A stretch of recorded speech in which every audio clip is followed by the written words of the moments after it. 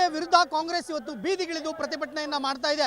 ವಿಶೇಷವಾಗಿ ಕಾಂಗ್ರೆಸ್ ಕಾರ್ಯಕರ್ತರು ವಿನೂತನವಾಗಿ ಪ್ರತಿಭಟನೆಯನ್ನ ಮಾಡ್ತಾ ಇರುವಂತದ್ದು ದೃಶ್ಯಗಳಲ್ಲೂ ಸಹ ನೋಡ್ತಾ ಇರಬಹುದು. ಇವರೆಲ್ಲರೂ ಸಹ ಕಾಂಗ್ರೆಸ್ ಕಾರ್ಯಕರ್ತರು. ಆದರೆ ಕಾಂಗ್ರೆಸ್ ಕಾರ್ಯಕರ್ತರು RSS ನ ಚಡ್ಡಿಯನ್ನ ಧರಿಸಿ, RSS ನ ಸಮವಸ್ತ್ರ ಆಗಿರ್ತಕ್ಕಂಥ ಚಡ್ಡಿಯನ್ನ ಧರಿಸಿ ಇವತ್ತು ಪ್ರತಿಭಟನೆಯನ್ನ ಮಾಡ್ತಾ ಇರುವಂತದ್ದು. ಅವ್ರನ್ನೂ ಸಹ ಮಾತನಾಡಿಸುವಂತ ಪ್ರಯತ್ನವನ್ನ ಮಾಡ್ತೀನಿ. ಸರ್, ತಾವು ಕಾಂಗ್ರೆಸ್ ಕಾರ್ಯಕರ್ತರು RSS ಸಮವಸ್ತ್ರವನ್ನ ಯಾಕೆ ಹಾಕೊಂಡಿದ್ದೀರಾ? ಸರ್, ಇವತ್ತಿನ ದಿನ ದೇಶದಲ್ಲಿ ಇರ್ತಕ್ಕಂಥ ಎಲ್ಲ ಪ್ರತಿಯೊಬ್ಬರು ಈ BJPಗೆ ಏನು ಓಟ್ ಹಾಕಿದ್ದಾರೆ ಅವ್ರಿಗೆ ಓಟ್ ಹಾಕಬೇಡಿ. ಈ ಥರ ಬೆಲೆ ಏರಿಕೆ ಮಾಡ್ತಾ ಇದ್ದಾರೆ. ಗ್ಯಾಸ್ ಬೆಲೆ, ಪೆಟ್ರೋಲ್, ಡೀಸೆಲ್ ಬೆಲೆ ಎಲ್ಲ ಏರಿಕೆ ಮಾಡ್ತಾ ಇದ್ದಾರೆ. ಅವರು ಇದು ಒಂದು ಅವೇರ್ನೆಸ್ ಥರ ನಾವು ಮಾಡ್ತಾ ಇದ್ದೀವಿ ಸರ್. ಬೆಲೆ ಏರಿಕೆ ಮಾಡಿರುವಂಥದ್ದು ಕೇಂದ್ರ ಸರ್ಕಾರ, ಆದರೆ RSS ನ ಸಮವಸ್ತ್ರವನ್ನು ಹಾಕಿ ನೀವು ಪ್ರತಿಭಟನೆಯನ್ನ ಮಾಡ್ತಾ ಇದ್ದೀರಿ, ಹೇಗೆ ಅಂತ?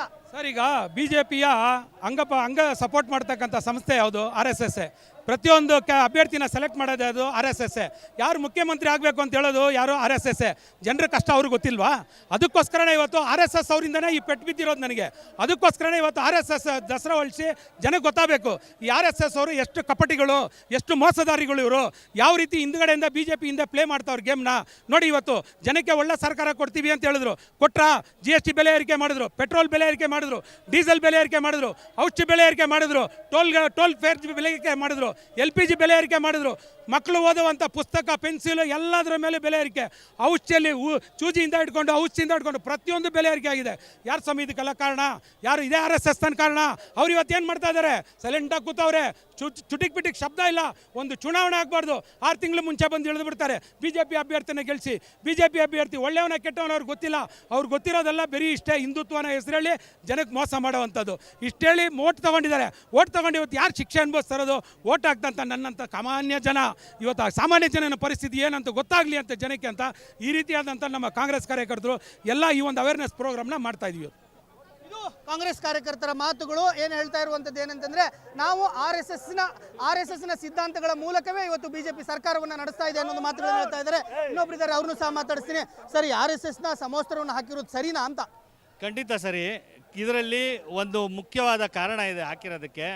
RSS BJP ಎರಡೂ ಸಮವಾಗಿ ಆಡಳಿತ ಮಾಡ್ತಾ ಇದೆ ಕೇಂದ್ರ ಸರ್ಕಾರದಲ್ಲಿ.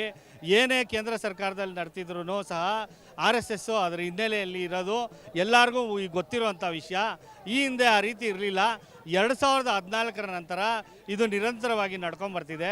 2014 ಆದಮೇಲೆ ಜನಸಾಮಾನ್ಯರು ಈ ದೇಶದಲ್ಲಿ ಬದುಕಕ್ಕಾಗದೇ ಇರುವಂಥ ಪರಿಸ್ಥಿತಿ ನಿರ್ಮಾಣ ಆಗಿದೆ. BJP ಅವರು GDP ಅಂದರೆ ಗ್ರಾಸ್ ಡೊಮೆಟಿಕ್ ಪ್ರಾಡಕ್ಟ್ ಅಲ್ಲ, GDP ಅಂದರೆ ಗ್ಯಾಸು, ಡೀಸೆಲ್ಲು, ಪೆಟ್ರೋಲು ಅಂತ ತಿಳ್ಕೊಂಡಿದ್ದಾರೆ. ಅದ್ರ ಬೆಲೆ ಹೆಚ್ಚಿಸ್ತಾ ಹೋಗ್ತಾ ಇದ್ದಾರೆ. ಇದು ನಮಗೆಲ್ಲ ಗೊತ್ತಿದೆ. ಸ್ವಾತಂತ್ರ್ಯ ಬಂದ ನಂತರ ಇದುವರೆಗೂ ಫುಡ್ ಪ್ರಾಡಕ್ಟ್ ಮೇಲೆ ಯಾರೂ ಸಹ ಬೆಲೆ ಏರಿಸಿರಲಿಲ್ಲ, GST ಹಾಕಿರಲಿಲ್ಲ.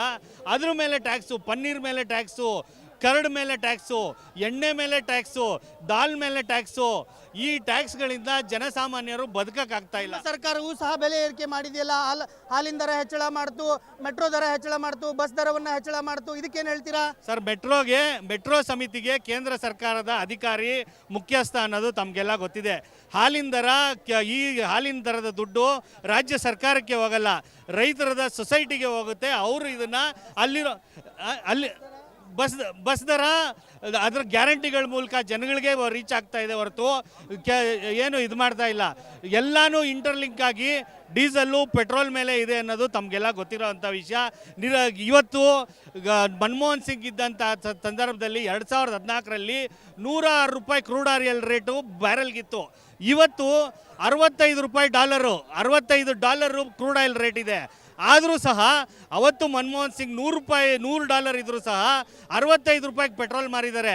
ಇವತ್ತು 104 ರೂಪಾಯಿ ಗಡಿ ದಾಟಿಸಿದ್ದಾರೆ. ಇನ್ನೂ ಈ ಬೆಲೆ ಏರಿಕೆ ನಿಲ್ತಾನೆ ಇಲ್ಲ.